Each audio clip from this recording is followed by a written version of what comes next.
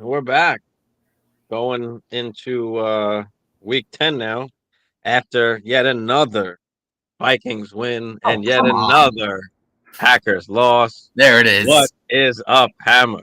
You couldn't help yourself, could you? You couldn't. That was just That's a if there good way was to start. if there was ever a chance to hang on the rim, you'll take full advantage. So, yeah, the Packers lost. They stink. They got a bunch of injuries on top of losing. So, Jackson knows what I'm listen, talking about. take My your bad. shots. That's fine. The Vikings will still amount to nothing by the time the season's over. They're not winning the Super Bowl. They're not doing anything of significance. Yes, the We're Packers good. stink. What more is there for me to say? The Packers stink. Let's move on.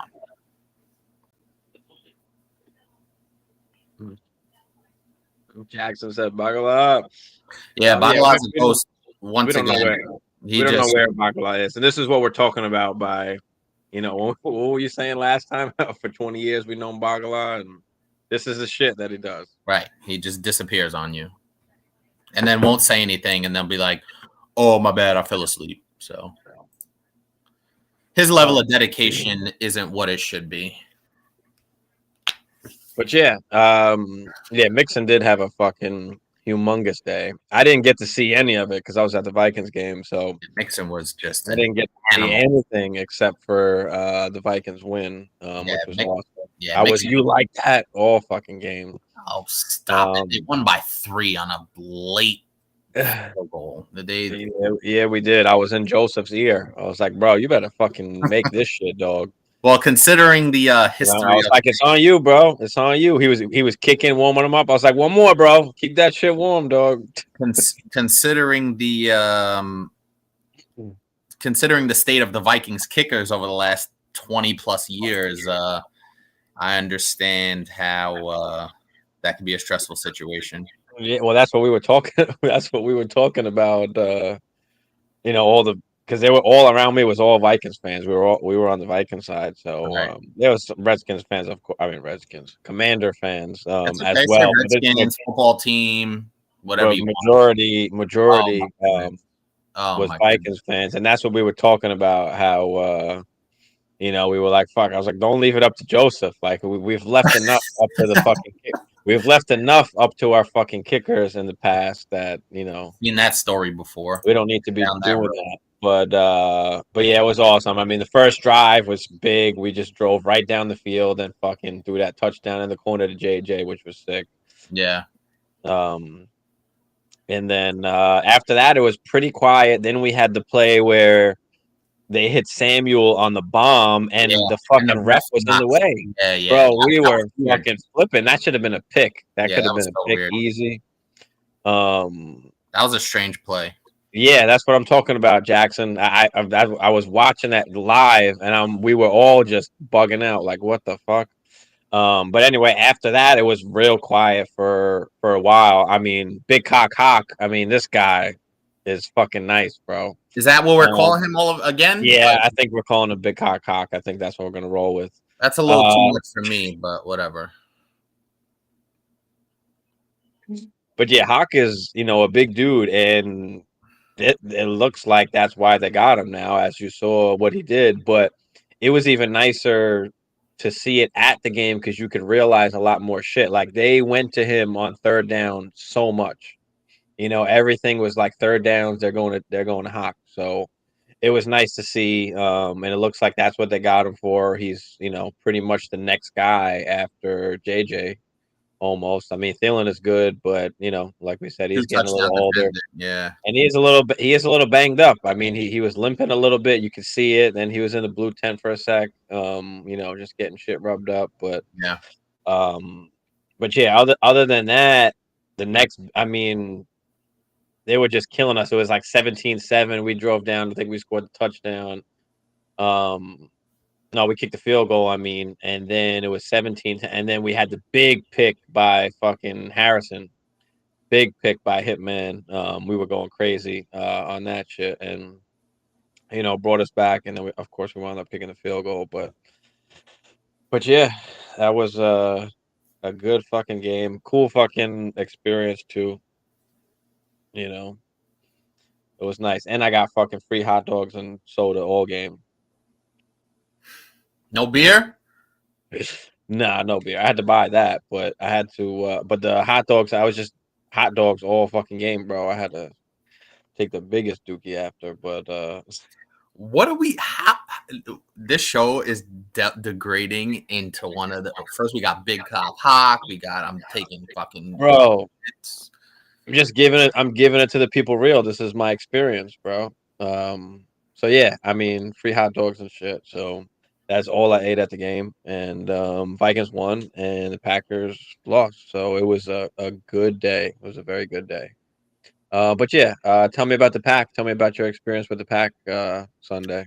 no, there was no experience. I fucking almost cried for the first time since I became a grown man over something that wasn't worth crying over. But yeah, no, man, it was brutal. I don't get it. And I could tell early on from the first interception in the red zone, in the end zone, never mind the red zone, the first interception in the end zone, I was like, yep, it's going to be that kind of day. And I also started noticing, I've been watching more and more, paying closer attention, I should say, to the way Aaron Rodgers is delivering the football. And he's not stepping into throws, he's fading away on every single throw. And I noticed no. If you watch earlier in his career, and even 3, 4, 5 years ago, he would step into his throws. And I'm saying the reason why those interceptions were interceptions is because they had nothing on it. He's fading away on every throw, and it's just bullshit. And he's not getting the zip he needs to squeeze it into tight windows. He's fucking fading back on every throw. Whatever. Aaron Jones gets hurt. Rashawn Gary torn ACL. Romeo Dubes is going to be out for a couple of weeks now. Christian Watson, what else is new? Has a concussion and is out. So, what started off as a promising season, starting out 3-1, has just turned into losing to teams like the Commanders and the Jets and the Giants and the fucking Lions. So I'm over it. I'm still gonna watch. I'm still gonna root, but at this point, the season is virtually over. I'm not gonna say it's completely over because there are 7 spots, but who knows what's gonna happen from here? I just, how can I feel optimistic anymore? I kept saying maybe, but I got nothing left. Yeah, well. All right. Well, Minnesota at Washington. I guess we'll give it to you. We'll start being real now. Yeah. Tell me what you think. What you got out of it. I got out of it pretty much what I said. I said I could see the Vikings or somebody. If you go look at the tape, I said this could be a field goal game. It could come down to the wire, and it kind of felt like that because Washington has played fairly well. They're not a pushover. They're going to keep things interesting. They have good talent. They have talent that can make plays. It just seems like they're just that quarterback short. They're that one dynamic quarterback short. So nothing really surprised me with the outcome of the game. Obviously, Dalvin Cook getting that receiving touchdown, that was like a crazy out and up kind of route. I was watching a couple of the replays and whatever. Justin Jefferson doing what Justin Jefferson does, over 100 yards and a touchdown.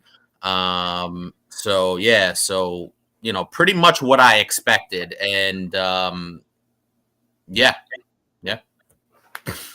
Yeah, JJ's fucking good, and to But see it's him weird too. Like live was like awesome. You get to see, yeah. hopefully one day a Hall of Fame player, but everything is just poetic. Like everything flows. Like Kirk is sitting back there and just firing it to him, and he's just doing his thing. And then when he had the one big play down the sideline, they had like a big 30 or 40-yard pass. Man, that was beautiful. We saw it right off the line. He was open and just awesome throw. Yeah, I mean, I would think that with the amount of weapons that Kirk Cousins has, he would put up bigger statistics from a fantasy standpoint, obviously. But listen, you're getting wins, you're doing what you got to do.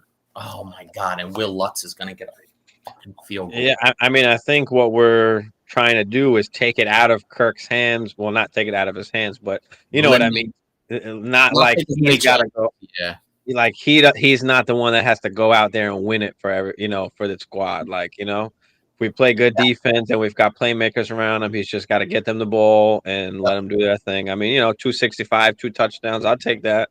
yep. Of course, we would have liked to score more, but it just didn't happen that way. Dalvin couldn't really get it going on the ground, but yeah, I mean, overall we looked good. Thielen had a bunch of diving catches that he didn't catch that he normally makes, and I think that had to do with somehow he's kind of injured a little bit. But Yeah, there were a couple like real tough ones where he dove for it and couldn't get it, but there's plays that he usually makes. And Heineke, other than that big throw to Samuel, nothing really much happened. I mean, crowd goes crazy for Terry every time this guy touches the ball. They're because he's Terry, awesome. Terry. He Terry is. McLaurin is a good football player. Gibby didn't really do much either, but he's good. He did good on like the kick returns. Or the punt. The kick returns. I don't think he had any punt returns, but yeah, the kick returns. He was good. He had 2 kick returns for 68 yards. Yeah, he had one for 45 yards. That long one. Yeah, I remember that one. Yeah, that was yeah. But yeah, I mean, other than that, I mean, Samuel is decent. They seem to be getting him the ball decently. That he had a rushing play He had as a well. touchdown, right? Samuel had a touchdown. Yeah, he had the touchdown on that. And he had the big play. On the play where he had the touchdown on the play where the fucking ref was in the way, but yeah, I mean, other than that, there's nobody there. I mean, Brian Robinson, he gets carries, but he doesn't do much with it. He's not really that explosive. Gibby is a more explosive player, but Gibby didn't do much either. So, Right. I mean, as far as waiver wire pickups, there really isn't any here. Out of this game, out of these 2 teams, at least, I don't think. No. No, Thielen already, Hawkinson. These are all guys that you've got already. So, but yeah, you got anything else on that game? No, not really. Like I said, it's pretty much what I expected. I expected a close game. I think, like I said, I anticipated the Vikings would win, just because they do have the higher upside guys, and they have the more explosive guys. But Washington's a tough team, bro. Washington's a feisty team, and like I said, they respond well to Taylor Heineke, so they're not going to be a quiet out for anybody. No, they do play well for Heineke. I mean, listen, it was a tough game. But yeah, it was almost like half the stadium was Vikings, half was Commanders. Yeah, I could kind of tell by when you were showing, we were scolding, and that wasn't even all filled up when I was there with you. When I had you on. But yeah. Anyway, I don't want to talk about the Vikings anymore. Let's go. Yeah, because where we got the squad, baby. Jackson said the game against the Bills is going to be fun. Case and Diggs versus the Vikings. Yeah. Yeah. He did. I brought it down to 2.5 and covered. Yes, sir. Jackson. Good fucking cover, bro. I had the Vikings at -3 on my ticket, so that was a push, but that -2.5 was just so beautiful for you, man. Yeah, happy you were able to cover that one. That was a tough one to especially down 17-7. That was looking dicey there, but they pulled it out, and yeah, good shit. Let's see. We got LA and Atlanta. LA wound up coming on top by 3. What happened in this game? I really didn't see or wasn't able to keep track of anything because I was watching Red Zone. I got a lot of delay. What happened in this game? It was crazy too because the Falcons were up in this game. They were up 10-0 after the first quarter, and I'm sitting there and I'm like, yeah, let's go. I had the Falcons, I think, plus. I actually had the Falcons plus and the Falcons straight up. But I really thought the Falcons were going to win this game. They've been playing very well, and the Chargers had a bunch of injured guys, but somehow, some way, Justin Herbert. The real big key turning point of the game, the Falcons were getting ready to go in, and Mariota throws a pass to Drake London on the sideline, and I think he's at maybe like the 5-yard line, and he's trying to fight for more yards, and Khalil Mack just strong arms the ball right out of his hand. So that was the real turning point in the game. Austin Eckler, another touchdown. Cordell Patterson returns and gets 2 touchdowns. That's big news, obviously. So, so big news there for Cordero. And, another very close game. Came down to the final field goal. So, yeah. Actually, Austin Eckler had 2 touchdowns. Yeah. So, rushing and receiving. Okay. So it was a pretty close game. Like I said, Justin Herbert was really doing it with smoke and mirrors out there. Your boy Josh Palmer over 100 yards, which we expected. He's a really good football player. And anytime we talk about this every single time, if Keenan or Mikey are out, play Josh Palmer. And they're both out, and he went out there and got you 100 yards. So if you rolled with us and played yourself some Josh Palmer, that paid big dividends.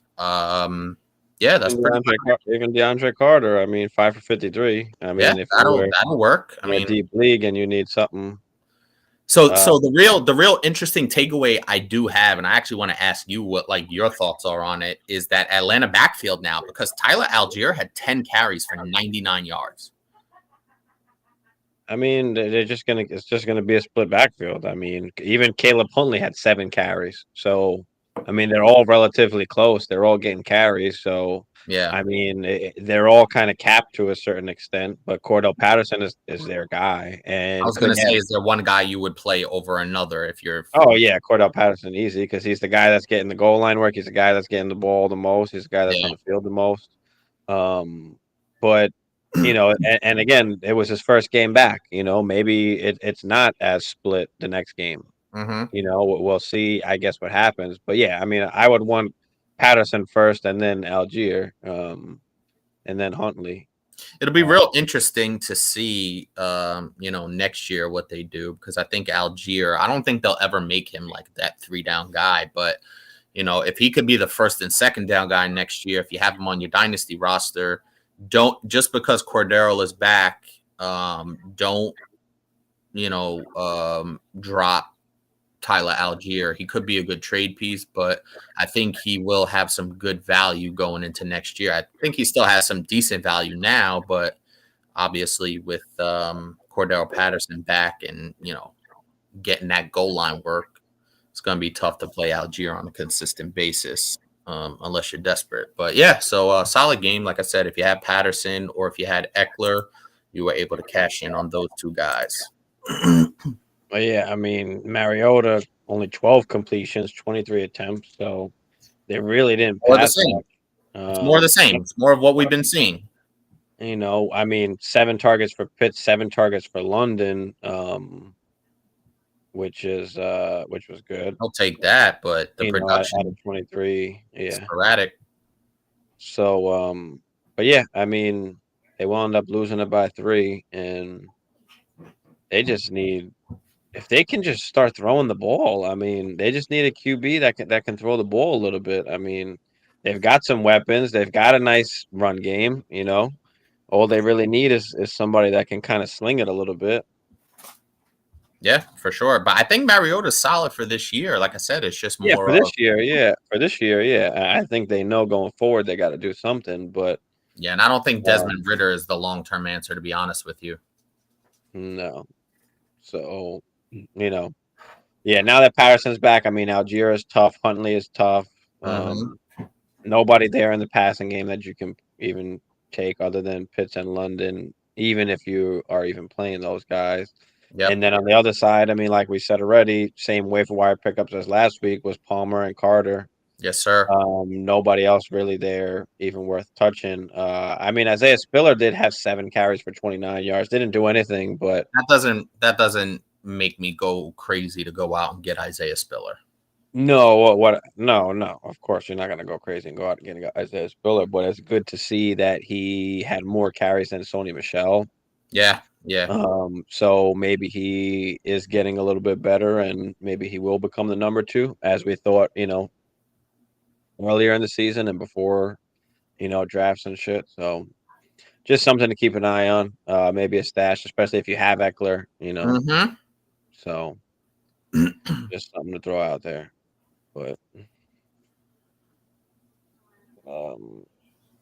let's see what's the next game that we had up in here. Was going to be the Dolphins and the Bears. That Dolphins was and Bears. that was an entertaining game to say the least. Yeah. Oh yeah. That thing Yeah, was that was high scoring, right? Wasn't it like 30, 35, 35, 32. 32? Yeah, Yeah. yeah, hell yeah. Yeah, I expected the Dolphins to have a tremendous game, and they really played a flawless offensive game. Defensively, I'm a little worried about them though, because I know the Bears have been playing better, but Justin Fields isn't exactly Joe Namath back there, or Dan Marino. He only threw for Or 100 Michael Vick. yards, right? Or even Cam Newton. I think he could be Cam Newton though when it's all said and done. But yeah, 123 yards, but he had 3 touchdown passes. Dude had 15 carries for 178 on the ground and another touchdown. So if you went with Justin Fields on your fantasy team this week, that you probably win your game. So yeah, that was good. Darnell Mooney caught a touchdown. Cole Kmet, 2 touchdowns. So it looks like some of the Bears' offensive skill guys that we thought were going to be better are starting to turn in. And if you hung in with Kmet, which I didn't, I dropped Cole Kmet after like 2-3 weeks. Cole Kmet is now a viable streaming option at tight end. And I don't think many people, drop Darnell Mooney. You may have if you had limited roster space, but if you have Darnell Mooney, he's starting to work his way back into the flex consideration. The real disappointing here was Montgomery and Herbert combining 21 carries for 59 yards. That's not going to get it done. And I think now with the emergence of Justin Fields' rushing prowess, you really got to start questioning what's going on, with those 2 running backs. Now, I still think there'll be room for production there, but it's definitely got to concern you over the last 2 games with Justin Fields rushing. And then on the Dolphin side, bro, it was just more of the same. Tua, Tyreek Hill, Jalen Waddle. You know what time it is. The real surprise here was Jeff Wilson having a real good game. 51 yards on the ground, and then he had a receiving touchdown, 3 more catches on 3 targets. So if you have Jeff Wilson, which I do on my Dynasty team, obviously, he was buried when San Francisco picked up McCaffrey. Jeff Wilson now becomes a viable RB2 option, flex kind of guy if you have him. I mean, Monty's still the guy. Obviously, double the carries as Herbert, but obviously they didn't do jack like you said. Fields was the guy that had the day. Yeah, Mooney had a nice day, but what do we think about Mooney going forward now that Claypool is there? I mean, Claypool obviously didn't play much, only 35% of the snaps, but he had 6 targets. So I think Mooney's 8.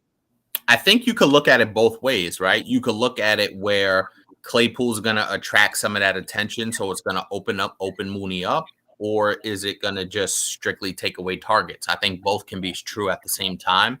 But just in general, Mooney's been playing well. If you look at his last 3 to 4 games, he's been solid, and he got the touchdown this week. So if you had buys and you were forced to play Mooney, you were able to cash in there. So I just think that, Mooney is a viable flex play. And now with the buys, he could pop into your wide receiver 3 category somewhere. So I'm not just going to shut Mooney down. Like I said, over the last 5 games or so, he's been okay. I mean, I know the grabs haven't been great, but he's been okay. He's been somebody that you could consider. I'm not saying that, he's a must start, but he's definitely not a must sit.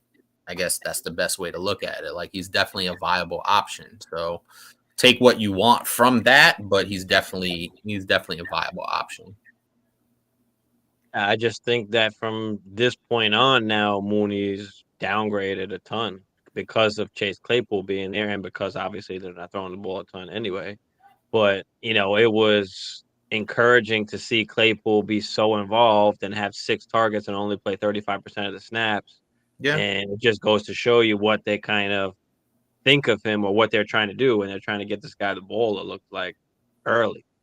Well, So maybe that'll help when they open up the offense a little more. Maybe that'll open Mooney up more. Maybe they'll So I don't think that just because Claypool's there, all of a sudden Mooney becomes a non-factor. I think, like I said, I think he's still good. I think he still can be a viable option. You just want to see a little bit more, but I like what I've seen. Honestly, I think they're looking more in sync. Oh, Kenyon Drake, give me some. That is fucking awesome, dude. I don't disagree with you. I think Mooney has been playing great, but that's the problem is that now with Claypool there, like Mooney's already like a fringe flex play as it is. I agree. And now that Claypool is there, it's like, okay, well, he's not going to be better than what he was, so he can only stay the same or get worse. And Well, like I said, you know, I don't think that's entirely, I don't think that means gloom and doom for Mooney. I just, you have to see what it's going to look like in a couple of weeks and what it really what it translates to on the field. So, and Mooney's the guy that's been there, so he knows the offense. He does have a rapport with Justin Fields. I just think that, it took some time for them to get going and kind of find out who they really are as an offense. I've said that before.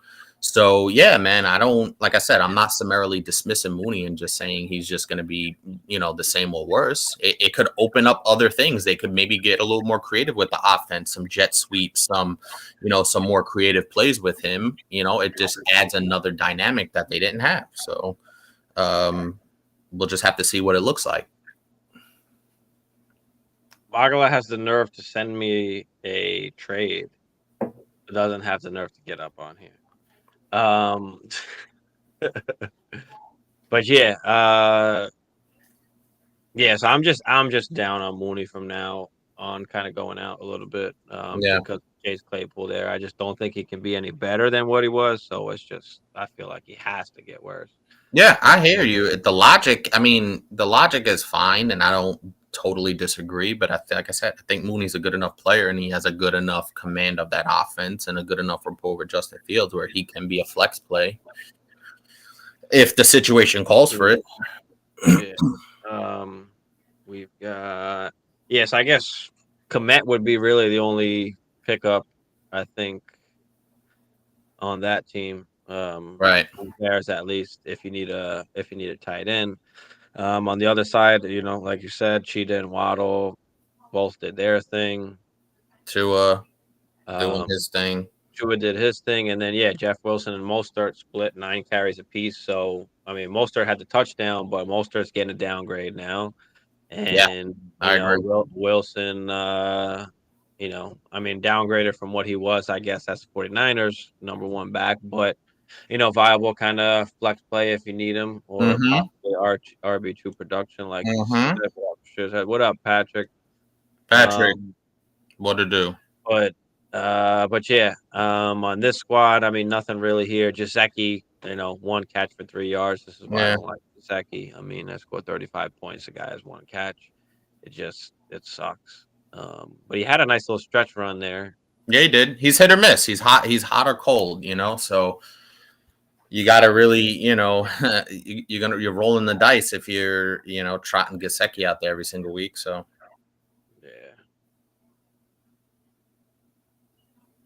Right, next game we got is the Panthers-Bengals, which we briefly went into earlier. Obviously, Mixon just went that was a wipeout, nuts, and vaulted himself up the RB rankings. Yes, he did. But, that was really the only thing that happened in that game. Rushing or receiving almost. I mean, Higgins 7 for 60, Boyd 5 for 44, but no touches or anything. It was pretty much just the Joe Yeah, it was all mixing all day.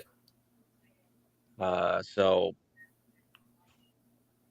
I mean, Hayden Hurst had a decent day, 5 for 35. I mean, you'll take that from your tight end. But on the other side was the Foreman. I mean, a lot of people got burnt on Foreman, but this was one of the things that we did say, was, something to worry about is if, Cincinnati got up big, what is Foreman going to do at that point if they don't need to run the football? And they were down like, what, 40, was it 30-something nothing before 35-0. Yeah.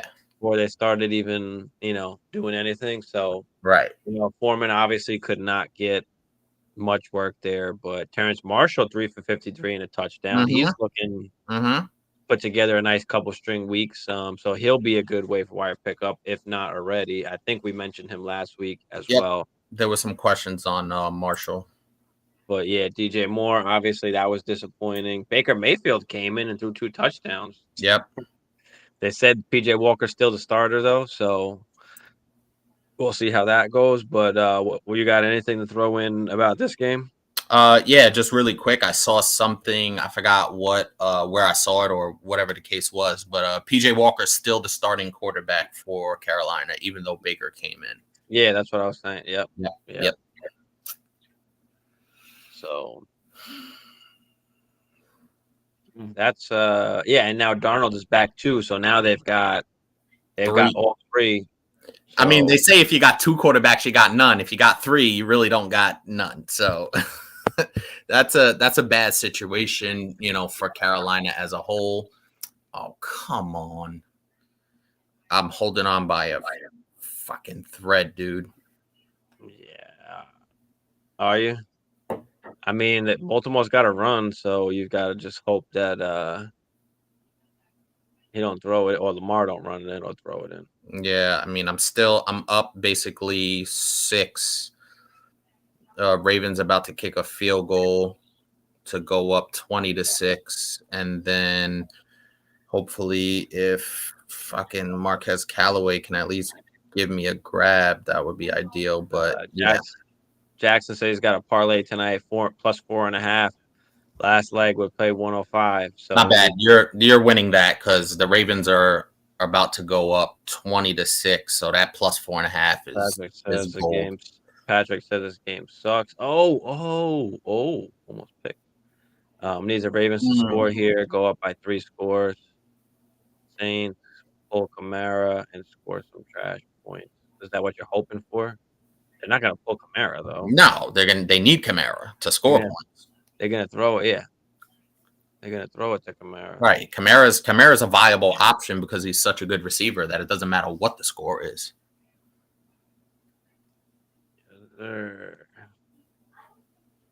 If I can hang on here, dude, that would be fantastic. I think Lamar should get another opportunity if there's 8 minutes to go. And they just kicked a field goal, so the Ravens are up 20-6. Tucker hit it. What happened, Patrick?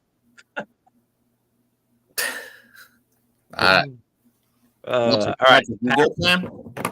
The Pack and the Lions. I know we briefly talked about it. You're shit Packers. But yeah, I mean, Aaron Rodgers, you were mentioning before how he's throwing it off the back or whatever he's doing. But listen, I mean, he's got back-to-back MVPs. He can throw it however the fuck he wants. Yes. But the difference. No, hold on. He did that last year though too. He's been doing that though lately. Let me explain. There's a big difference when you're throwing to Devontae Adams and you're throwing to, we talk shit about MVS, but guys, just to put an umbrella over it, guys that he was very familiar with. You understand what I'm saying? So if you have basically a brand new wide receiving core, Randall Cobb hasn't played in forever. Alan Lazard is always hurt. Christian Watson in and out. Romeo Dubes looked like a player. Now he's hurt. Sammy Watkins, no thank you. So, you know what I mean? It's you have to be precise and you have to be on point. And I could just tell by the way. Did you see the replay of the interception he threw to Hutchinson when Hutchinson caught it. You didn't see it. If you get a chance, go look at it, and you'll know exactly what I'm talking about. All he had to do, and first of all, he was throwing to a lineman that like reported eligible. And he's just fading off the back foot, lollipopping it, and Aiden Hutchinson just catches it. Like, bro, I can't make this stuff up. I can't make it up. So go take a look at it. You'll understand what I'm saying. They're just bad, dude. They ran into some bad luck. They should have been up 14-0 in the first quarter. They weren't. And then when you don't step on a bad team early, now they have confidence. They feel like they can win. I think it was 0-0 after the first quarter. I believe it was 8-0 at one point. They scored 9 points against the Lions. The Lions stink. Yeah. That's all I can say. If Aaron Jones gets hurt, that's big news. Lazard, They said he's okay, though. They say he should play, it's still worth monitoring. Lazard caught a touchdown. So, Steve, I told you to play Lazard. I was going to play Lazard, but I was at the game. I fucking forgot, bro. I was going to switch. I had Dubes in because we weren't sure if Lazard was, that cost you a game. And yeah, it did because I was at the fucking game and I totally forgot. I thought I had all my lineup set because usually I have my shit set by then. And I didn't set it, bro. I was eating fucking hot dogs and shit. Yeah. But yeah. So yeah, Lazard had the touchdown. He'll be good, obviously, going forward. Aaron Jones, like we said, hopefully he'll be okay. Dubes is out. So really all you've got there is Lazard. There's not even really a guy that I would say to even go pick up, for waivers. Yep. And then when you're talking about AJ Dillon, I guess if he's out there, I mean he hasn't been playing well. If you're playing a 10-team league, maybe he is out there just to keep an eye out. I'm still not. Oh my God, the Ravens just if Aaron Jones doesn't play, that's all. Ravens just got an into. Yeah, seeing that. And on the other side, I mean, Lions, I don't know what happened to the explosive offense they had, but obviously they didn't really do much either. What did they score? 1 touchdown and a bunch of field goals, or what is that? Or no, I think they scored a 2-point conversion, it looks like. Yeah, touchdown, 2-point conversion, and I don't know if they scored another touchdown. Yeah, so he throw 2 touchdowns to a bunch of nobodies, Zylstra and Mitchell. St. Brown, nice 9 targets, but only 4 for 55. Jamal Williams, 24 for 81. Swift, only 2 carries, but had a nice 3 catches. They're gonna keep limiting Swift. What the thing I don't get is if he's not 100%, like why even play him for the couple snaps that you even play him for? I hear you. Why not just sit him out and let him get healthy? Then give him, why even give him 2 carries and 4 targets? I mean, what? That's the key, bro. So I don't like when they do that shit either. That shit really pisses me off. Kenyon Drake could basically win this game for me. Yeah, and they weren't doing that before. They were sitting him out, earlier and trying to get him healthy. And now they're like playing him and still trying to get him healthy. So anyway, it was just a down, low scoring game just to begin with. But yeah, I mean, on that side, even still, there's nobody really that you want to go out and pick up on Detroit side as well. So Kenyon Drake could win this for me here if he scores a touchdown, dude. Oh, he's about to. He's rumbling. He needs 1 more carry. He's rumbling. Watch him give it to Justice Hill. Listen, that's fine as long as Lamar doesn't score. Even a touchdown pass here would be fine because I get a touchdown pass to Drake, but I think they're gonna keep it on the ground. Hopefully, they give it to Drake 1 more time. They're at the 3. He's rolling. Let's see what they do. Rockets got the beard going. Yeah, that thing is all ginger. Push down past the likely watch. Nope, he gives it to Drake, and Drake runs. He's in. Drake! He's in. On down! Let's go! Let's go. He is in. Let's go. Oh my goodness. Oh, this fucking ESPN shit pisses me off. You're just in the recap of the games, and the fucking video shit always plays. Doesn't matter if you've got the volume off, if you pause it, it always just fucking starts up out of nowhere. Kenyon, he's in. Good shit, dude. He's in. I guess let's get into the upset of the week. What you got? Which was the Jets over the Bills. Yeah, that's crazy. Josh Allen, apparently a little elbow injury. Apparently it's not a tear, but they said he should be okay. But of course, something you never know. Something to keep an eye on and monitor. 9 for 86 on the ground. But due to 2 intos, Diggs 5 for 93. Other than that, nothing. Gabe Davis, dismal. Yeah, that was the big one. That Buffalo game screwed me on the betting side because even that the Jets were getting plus 11.5, dude. That was just and you looked at Buffalo and you're like, yeah, Buffalo, but they really, that Green Bay game, really, the Packers should have never been in that game, and they made it at least a halfway competitive game. And Josh Allen's looked a little he's leaking a little oil over the last 2 weeks with a bunch of turnovers. So they really got to get their shit together in Buffalo. It looked like and Bagala still he's still in the group chat and he's not jumping on. You know how this kid is. Mm-hmm.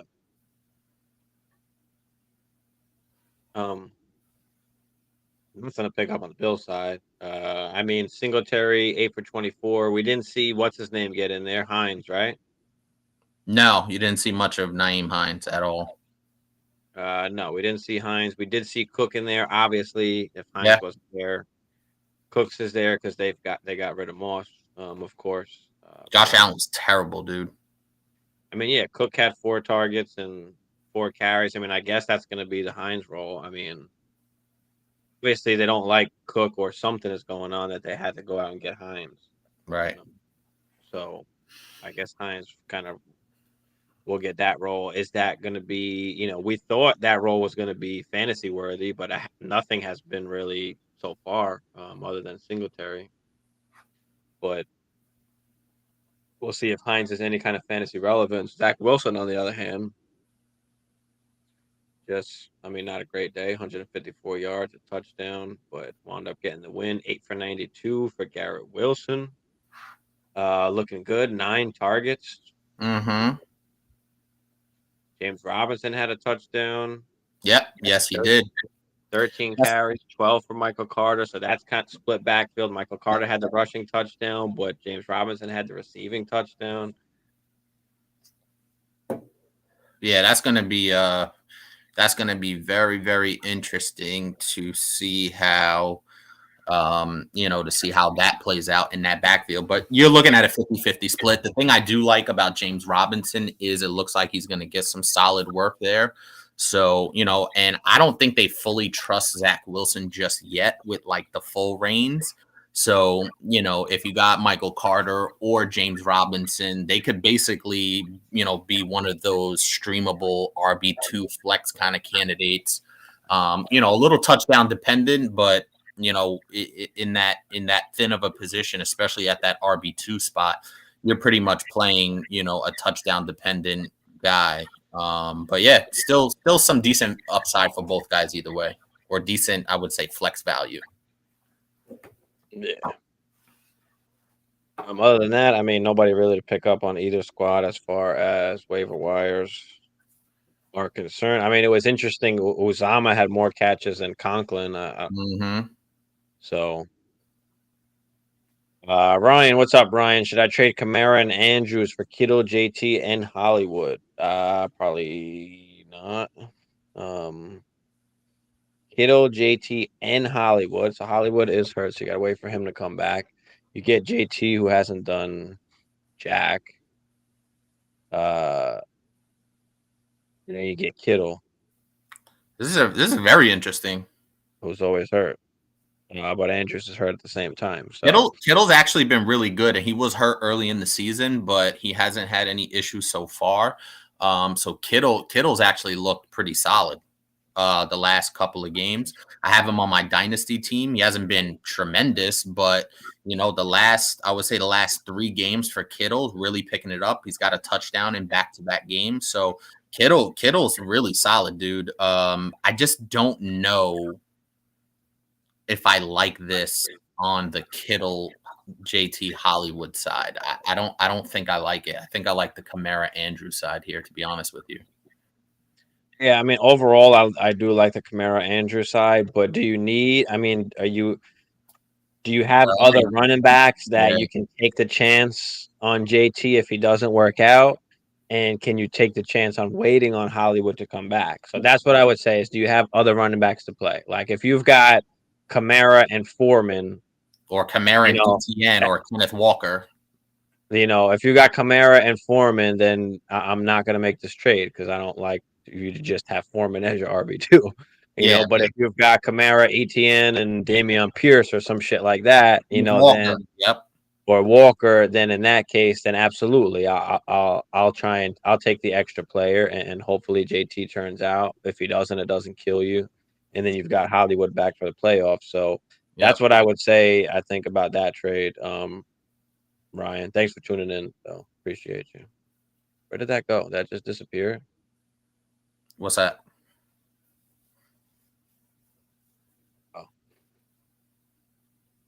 Oh, this thing is bugging.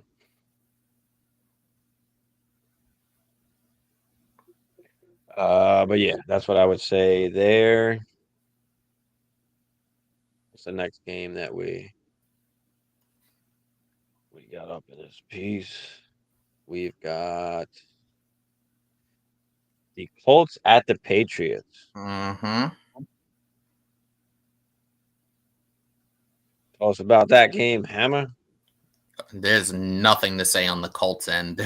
There was nothing going on with the Colts. But on the Patriots side, you get Ramondre Stevenson. He's going to be the guy back there. I think that's pretty clear. He had the receiving touchdown. Not that efficient on the ground, 15 carries, 60 yards, but you do like the 15 carries. That's really solid. And really, it's the Patriots defense. I kind of, figured that. He said that's exactly what he has. Holy shit. So, yeah, then I don't mind doing it because you got the other guys, Ryan. I don't mind that either. Because you're setting yourself up essentially for a strong playoff run.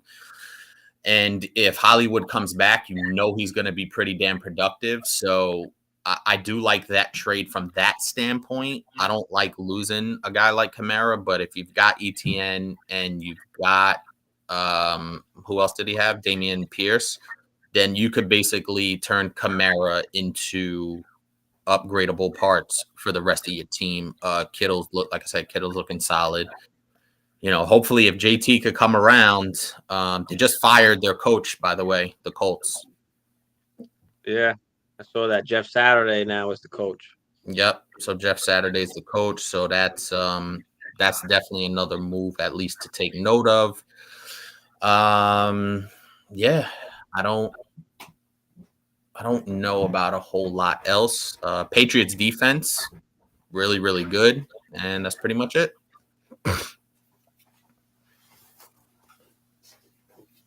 Yeah, the Colts didn't do jack. We knew this was going to be horrible for the pass catchers already, but Deion Jackson, a lot of people got burnt with Deion Jackson. He got 11 carries in a horrible game script. So, if it was close, then he would have got more. Passing game, what did you have? He had 3 targets. He had 2 catches. But, like we always said, if you had a better option, then, we're going with the better option. But if you got nobody else to play, then Deion Jackson, if you got to play him, he wasn't, a horrible play by any means. But then again, like we said, he was going against the Patriots. It is a rookie QB, so he's probably not going to get the targets that he got, when Matt Ryan was there. But yeah, I mean, the negative game script really is what Looks like the killed it. Saints just scored. No, he's out of bounds. And on the other side, like you said, Ramondre doing his thing, of course. Yep. 15 for 60, and then 7 targets in the pass game as well. Mm-hmm. Ramondre is just doing his thing. So, which, like you said, we kind of expected. And Hunter Henry 4 for 50. I guess he's a little waiver wire pickup if he's out there and you need somebody. I always liked Hunter Henry, just from the standpoint of Mac Jones looks for him in the red zone situation. So Hunter Henry is definitely a streamable tight end.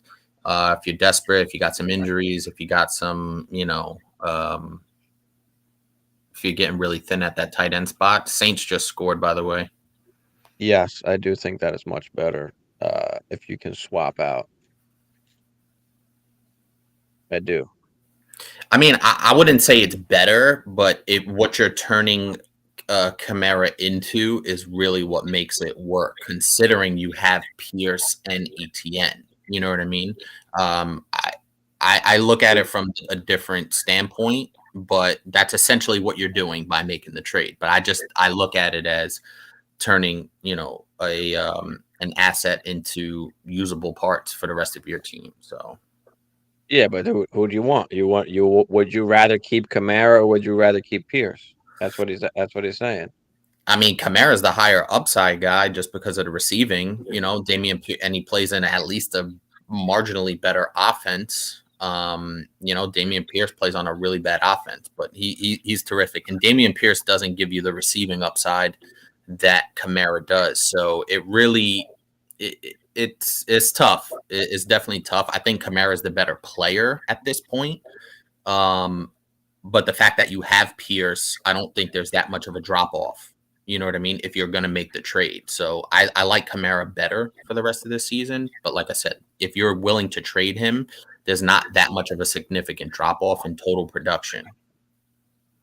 Yeah, I'm trading Pierce 100%, keeping Kamara. Yeah, I mean, I'm mad at that. Kamara is still going to give you elite production even without scoring touchdowns. He's got the passing upside. On top of that, Pierce obviously not in a great offense, doesn't get a ton of the pass catching work. And on top of that, that team is just fucking horrible. So, what can worry you, late in the season, especially in the playoffs, is when this team is, 1-13, 1-14, and you've got a playoff game coming up and they're not going to give Dameon Pierce 20, 25 carries, right. Because they're not going to, kill him. So that is one thing kind of that does worry me about Pierce. So yeah, if I had to choose and that person would take Pierce, absolutely would do that. Especially since Kamara doing anything tonight right now. I mean, especially if he's having a bad game, it's perfect for you to offer Pierce instead of Kamara. But that's up to you. That's just how I feel about it. That's just my way. Kamara's not having a crazy game. He's only got 7, 8, call it 8 points. Yeah, so that would be my way of looking at it. It's perfect to offer Pierce instead, but that's up to you. Who do you like better? Do you like Pierce better for the rest of the season, or do you like Kamara? So yeah, that is for you to decide there. For show. Oh, Lamar running around. Shit. If Lamar runs for over 100, I could be in trouble. No, that's not going to happen. He's at 82. Yeah, the game's about to be over. They need a couple first downs. Saints still have all those timeouts, so. Yeah, but you're up by... No, he's got to score a touchdown. You're up by like 11, 12. Yeah, but if he runs for over 100, he gets that 5 bonus. Yeah, that's only 5. He still got to score a touchdown. Bonus don't mean anything. No, I know, but I just want them to give it to Lamar's still running. Fuck, man. Now, if he scores a touchdown and the bonus, then we're talking. Right, and Lamar can. But he's got to score a touchdown. Most likely, they're not going to score a touchdown because they're up. But we'll see. All right, next game. Raiders, Jags. That game was crazy. The Raiders, I mean, all this talk about how good of a team they were supposed to be or how good of a team they should be, and they are just not playing good at all season. No, and you know what's even crazier is they had a 17-point lead again. I saw some crazy stat out there that said that they're like the first team in history to blow 17-point leads in the same season. So it's just bananas, honestly. I mean, David Carr, 21 of 36, threw 2 touchdowns, 259 yards. Devontae, 10 for 146, 2 touches, had a nice Devontae bounced day. back nicely. Yep. Made up for last Dud. week. Yep.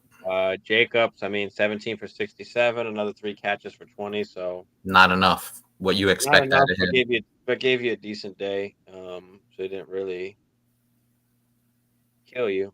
But I mean, Renfro again, disappointing. Renfro, I mean, you can't even play him at this point almost. Mac Hollins, nothing. No, there's not much going on for the Raiders. So nobody really to pick up there. And then moving over to the Jacksonville side, I mean, another, 100 yards from scrimmage for ETN. That's like 2 touchdowns. 5 games in a row now. 2 touchdowns. Another 2 catches for 17 yards. Trevor Lawrence, good day, 25 of 31. Christian Kirk was solid. Well, yeah, Kirk had the touchdown, 8 for 76. Zay Jones, still, a guy that's worth the waiver wire pickup if you desperately need to play somebody. I mean, 5 for 40.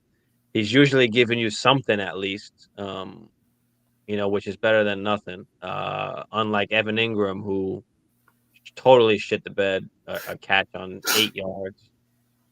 Yeah, he's not very reliable.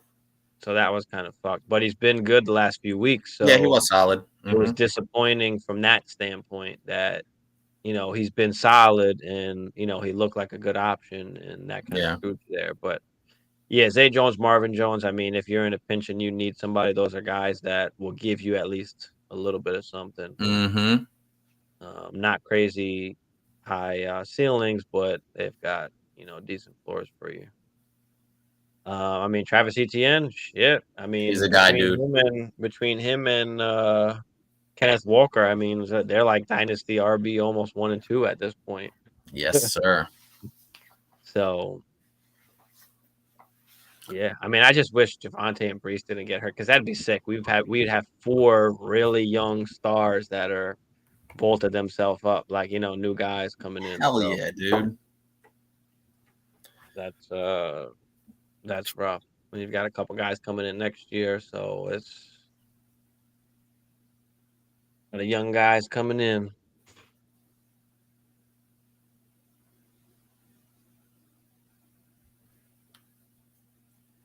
Game over yet or what? 2-minute warning. Yeah. Kenyon Drake's up to 96, 98 yards rushing now. Oh, yeah. Kenyon is. Man, Kenyon. Yeah, it looks like you got that game in the bag. Yeah. Just one more first down. Damn, Ron's only 1 game ahead of us.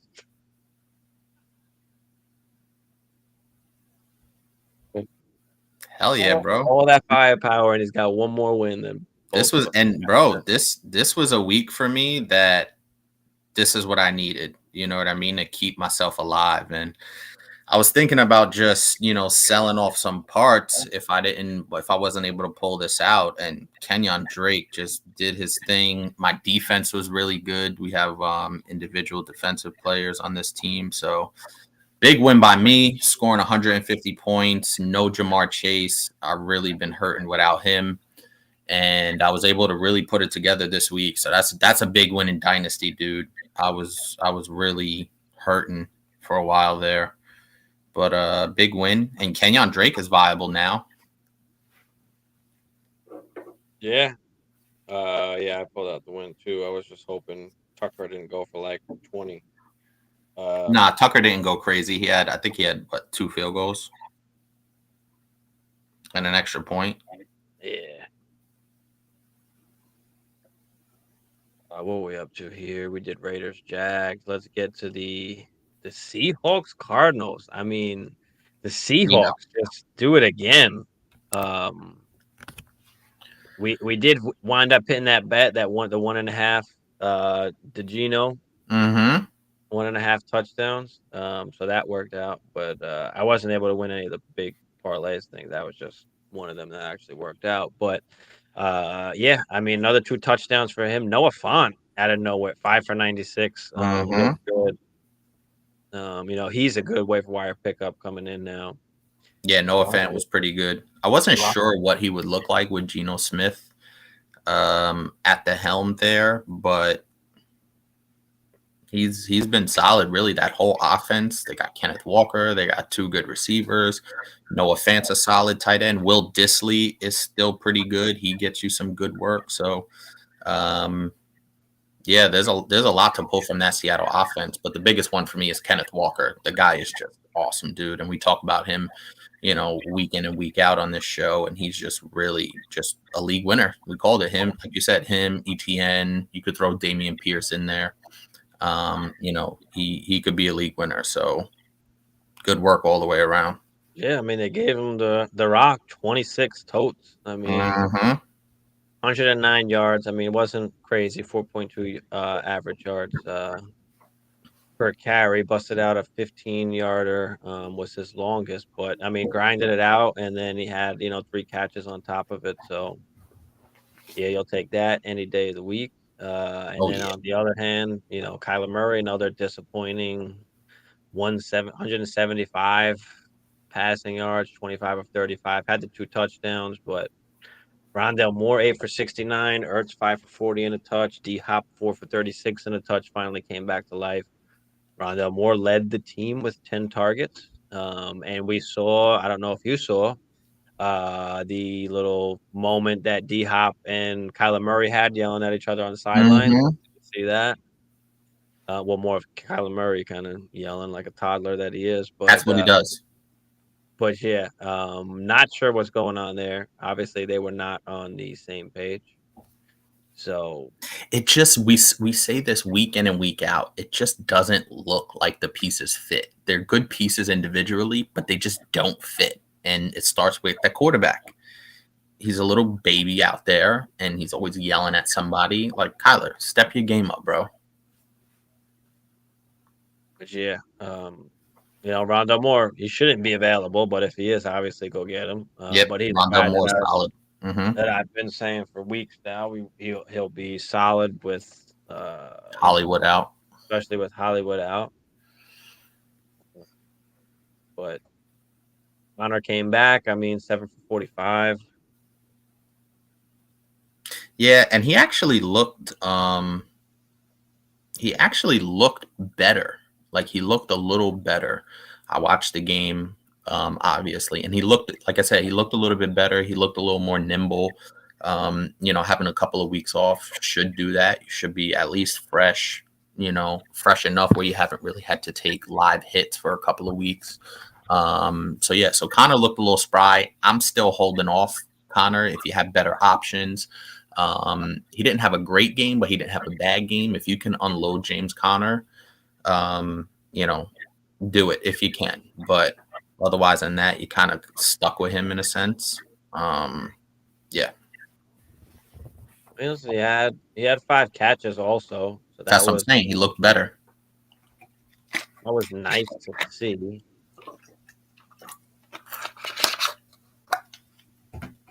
Definitely nice to see.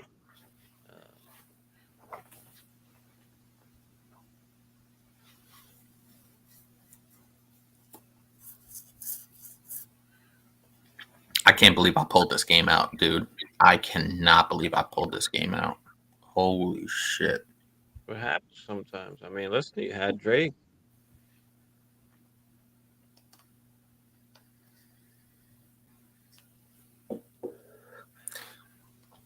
I told Ron yesterday, he was all up in the chat talking about bloviating because he had Derrick Henry, Lamar Jackson. And if you look, Lamar Jackson has not been good, or not been what I want to say his early season self when he was scoring 50 in back-to-back games. Obviously a ton of injuries to a lot of his guys, but it looks a lot different than it used to. And it looks like they're really leaning on that run game pretty heavy. Kenyon Drake had 24 carries, dude. Well, that's when they were at their best. Is when they leaned on that. When they were leaning on the run game heavy. Mm-hmm. When they're not worrying about the receivers getting their work. Like, they've got nobody there really that is, commands work. So they could kind of just relax and run the ball like they've always wanted to. It's almost better they don't have a receiver to deal with that shit, Mm-hmm. Hollywood didn't like it, and most receivers just don't want to go there. They don't throw the ball enough. So, all right, let's get into the next one here. We got Rams Bucks, right? Bucks wind up turning this bad boy out. Barely. So yeah, they wound up turning it out by a field goal. They don't look good again. Brady and 58 pass attempts. I mean, Cade Otton was the guy here today. Yep. Well, yesterday. Yes, he was. 5 for 68 and a touchdown. Yeah, that late touchdown was big. If you played Cade Otton, if you streamed him this week, it took down to the last second, but that paid dividends. So if you stream Cade Otton, you were in business. He's Tom Brady's tight end. He's always going to be a viable option, especially with Brady out. He's the only guy that's there. I mean, Kyle Rudolph is there too, but he doesn't even get on the field. So, but yeah, I mean, Fournette, 9 carries for 19 yards. Had 5 catches for 41 yards, but nothing good coming out of that. Rashard White, 8 carries. I mean, Julio, 2 for 28. You had Godwin and Evans, 11 and 10 targets. Seeing the targets, but not really doing much with them. 5 for 40 and 7 for 36 for those two guys. But that's the story. That's the story of this Bucs offense. It's a lot of volume, but not very many points to show for it. So they've got to get shit together, or just keep throwing bombs to Mike Evans all day. Shit. Scotty Miller made an appearance. I mean, I know it was late garbage time, but yeah, I don't know. You can't really bank on that. I'm not going out and getting. He's not a waiver wire pickup for me, especially not with Evans, Godwin, Julio Jones there, Perryman. No. But Cade Otton, if he's out there, you need to stream somebody, absolutely. Or if you just need a tight end for the rest of the season. I mean, I don't know if when Brady's coming back, he almost like broke his neck, so I'm not sure what that situation is. But on the other side, like another shit offense that we thought should be way better, right? Oh yeah, Stafford 13 of 27 for 165. I mean, Henderson 12 for 56. It's almost like they hate giving that guy the ball. I mean, Cam Akers is back. Apparently, 5 carries for 3 yards. He showed his true colors. He's showing his true colors right where he left off. Trash. And Cooper Kupp again, the only thing that you can play, 8 for 127 with a touchdown. Allen Robinson, garbage. Nothing. Just trash.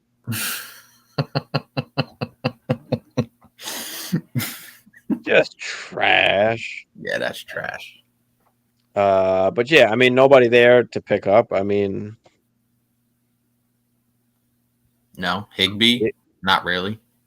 No, I mean, he's been horrible. He was good at the first few games, and now he's been horrible. You can play anybody. Go pick up Cade Otton. Forget Higbee.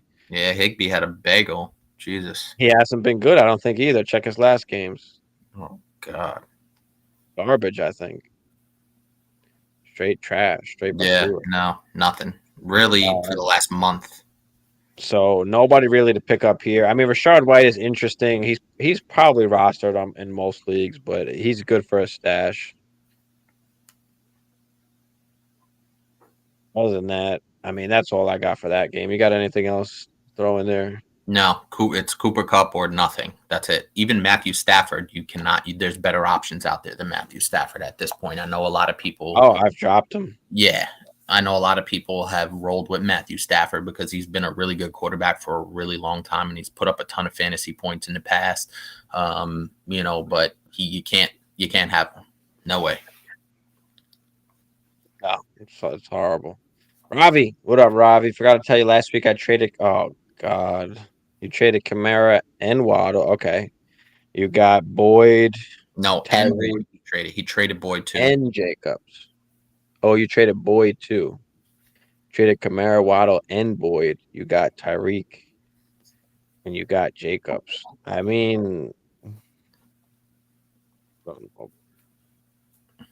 You gave up 3 for 2. I'd rather have Kamara than Jacobs, if I'm being real. And I would rather have Tyreek than Waddle, of course, but you lose Boyd as well. I mean, Boyd probably you drafted late. It doesn't probably mean anything to you. So, but he is important right now with Jamar Chase out. So Kamara and Waddle for Cheetah and Jacobs. It's kind of lateral. It's pretty even. It's not even with the extra guy in there with Boyd. I mean, I think it's pretty even.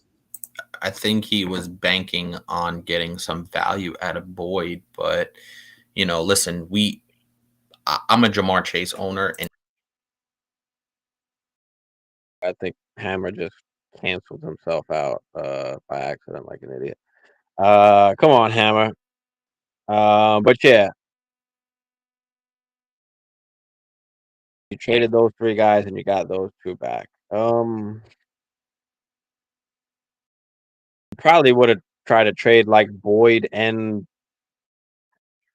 I probably would have traded like Boyd and something else and tried to get Jacobs maybe or somebody else instead of that and just keeping Kamara and Waddle and Boyd, but like I said, it's not a bad trade at all. I don't think it's a W or a L. I think it's more of a we're gonna have to wait and see kind of what happens because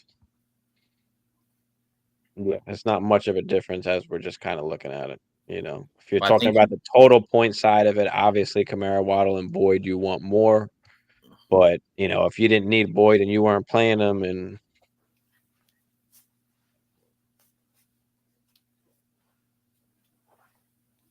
I think I still want the Kamara, Waddle, Boyd side. What do you think? Yeah, I mean, like I said, I think the thinking here is get some value for Boyd while you still can. I think you could probably trade a Kamara and Waddle for Tyreek and Jacobs and kept Boyd, and just use Boyd for what he is. The next couple of weeks till Chase comes back and figure it out. So, I think, like I said, I don't think it's a W or L. I agree with you. I think you could have kept Boyd and just did 2 for 2 and still got some value out of Boyd. While Chase is out. Or like I said, keep Kamara and Waddle and trade Boyd and something else and get you another piece that you need.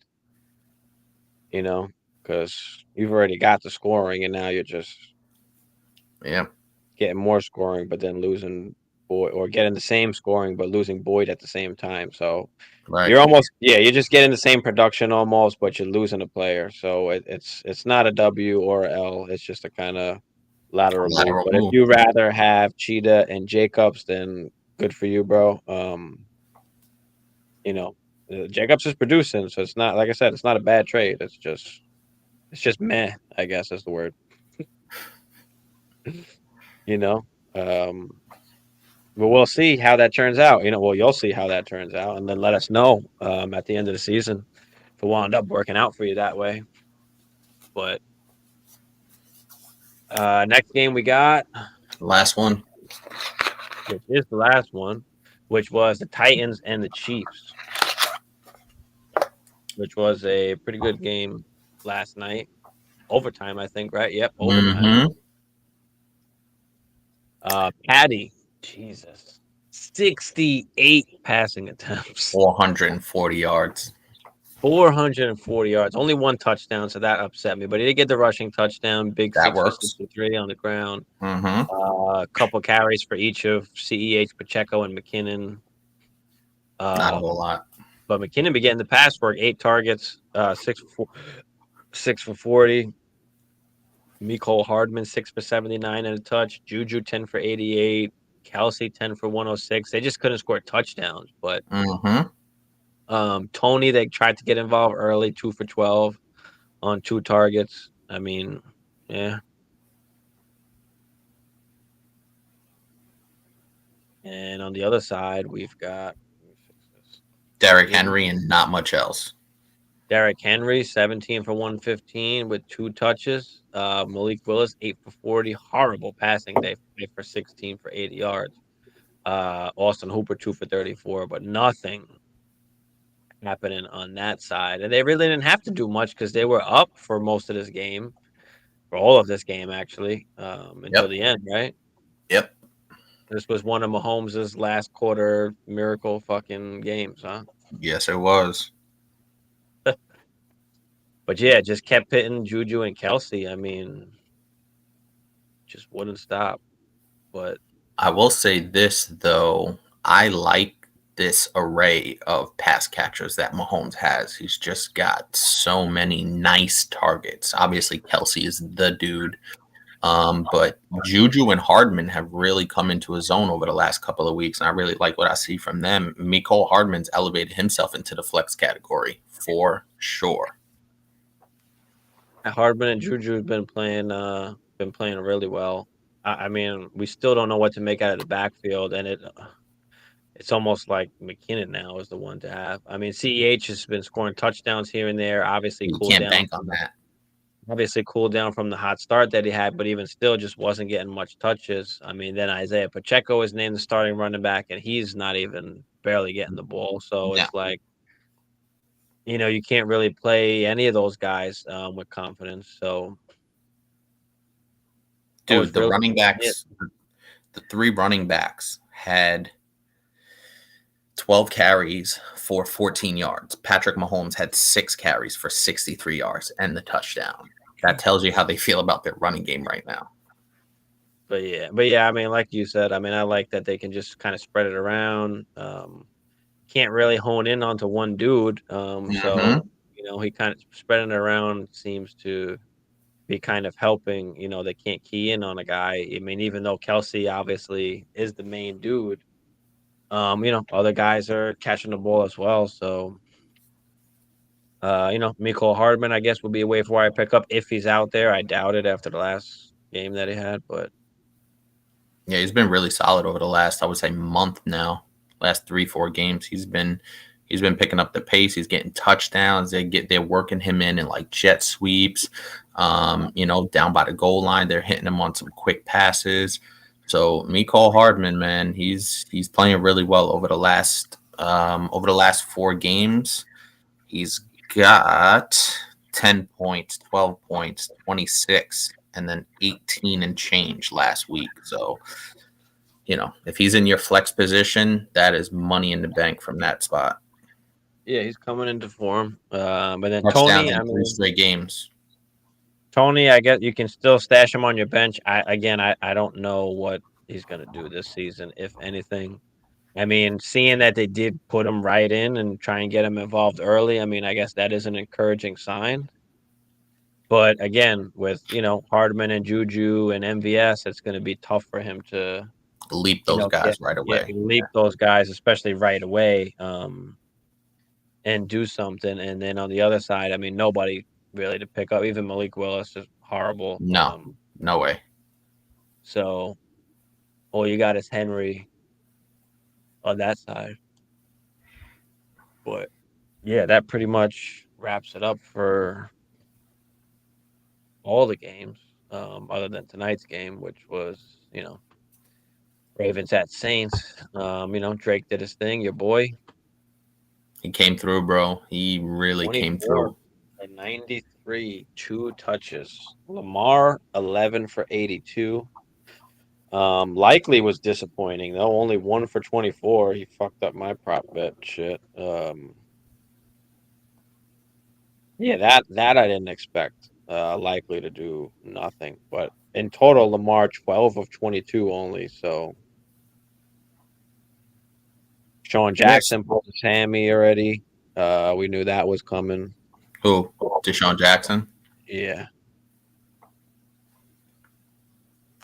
I mean, other than that, receiving, I mean, Duvernay, nothing. I mean, likely had 5 targets. That was it. Everybody else had like 2 and 1. So it's hard. You're not going to be able to play really any of those pass catchers. Duvernay is the only Duvernay's the only interesting one if you're in a pinch, but again, you're not really comfortable. It's just a hit or miss. And then Likely, of course, was a good play, but just did not turn out He caught the touchdown.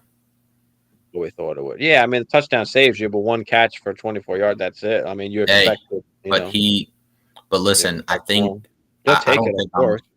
I don't think I'm off Likely. I still like him. I like you said, Yeah. 5 targets. Considering that Lamar only threw it 22 times, and the next closest guy was Demarcus Robinson with 4 targets, and he got the touchdown. So that just shows you, even on a bad day, he can still pay dividends from a very, very shallow position with a Mark Andrews out. You still like that play. So I still think that was the right play. And, Of course. one catch sucks, but, you'll still take the whatever it is, 6, 8, basically 9 points on that one play. You'll take that from the tight end spot. So sometimes the right play doesn't always work out. Sometimes it does, sometimes it doesn't. Shit like that happens. But I mean, Likely, just as we expected, if Andrews is out, he's going to come right in and take that work. So, And Lamar looks for him. so he's good to have. When Andrews is out, when Andrews is in, I mean, he's going to be doing probably nothing like he was. I mean, there was some thought going into the season maybe they run the two tight end sets a lot more, and have him out there and have him as a pass catcher. But we haven't seen that at all. Mm-hmm. Unless Andrews is out, he's not getting anything in there. So we'll see how that goes, going forward, especially dynasty wise. I think Mark Andrews has a contract though, so he's there for a while, I think, if I'm not mistaken. No. Yeah, I'm not sure. Yeah, that's something, I guess. Well, hold on. Let's look into it real quick while we are here. 3-0 this week. Looking at people's contracts is a thing that I do a lot. It matters. Especially for dynasty. Not for redraft. No, redraft, not really. Because that doesn't matter.